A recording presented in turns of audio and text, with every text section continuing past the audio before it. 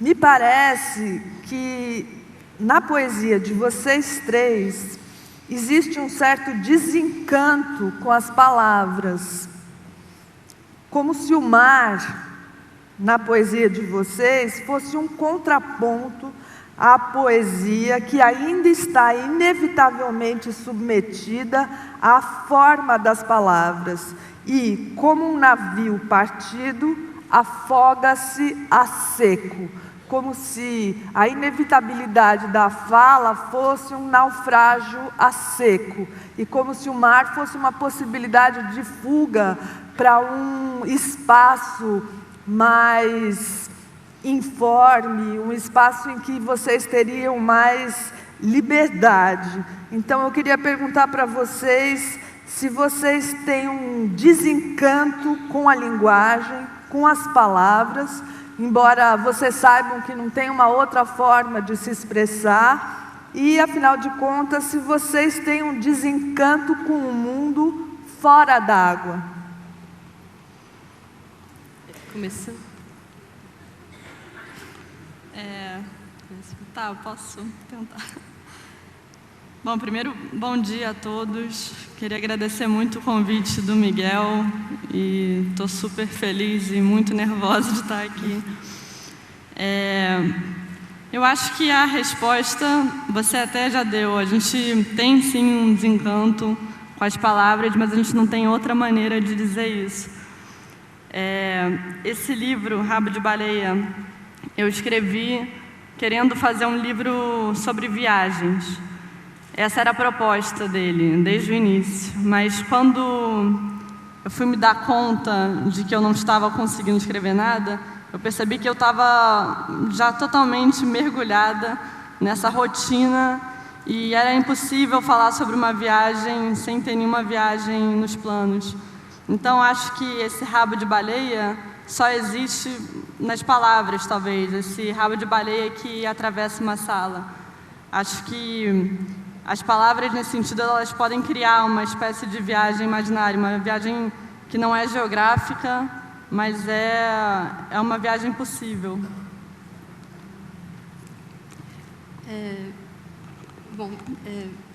Eu queria agradecer também o convite, né? Falar que é uma alegria participar, uma alegria um pouco terrível, porque é uma coisa um pouco assustadora, assim.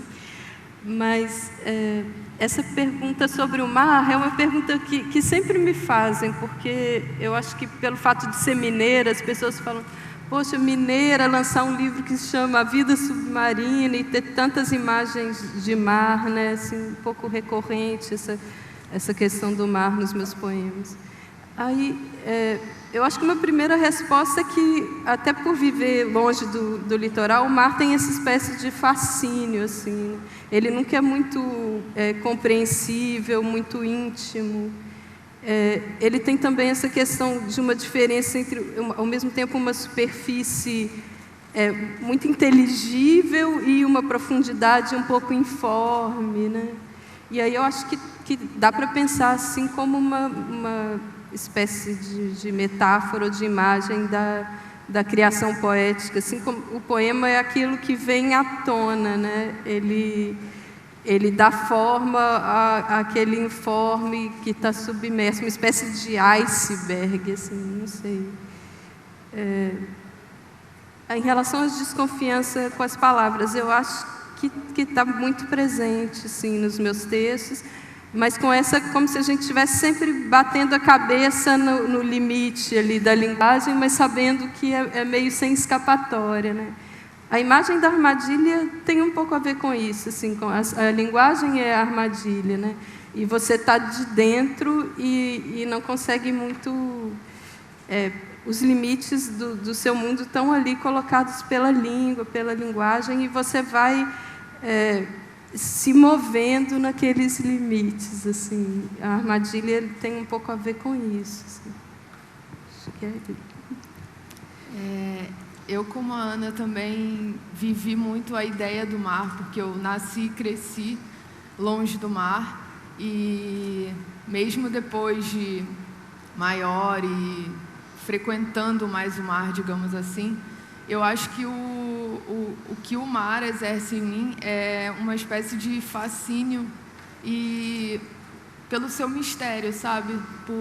E também por ter lido tanto sobre o mar e ter cantado tanto sobre o mar.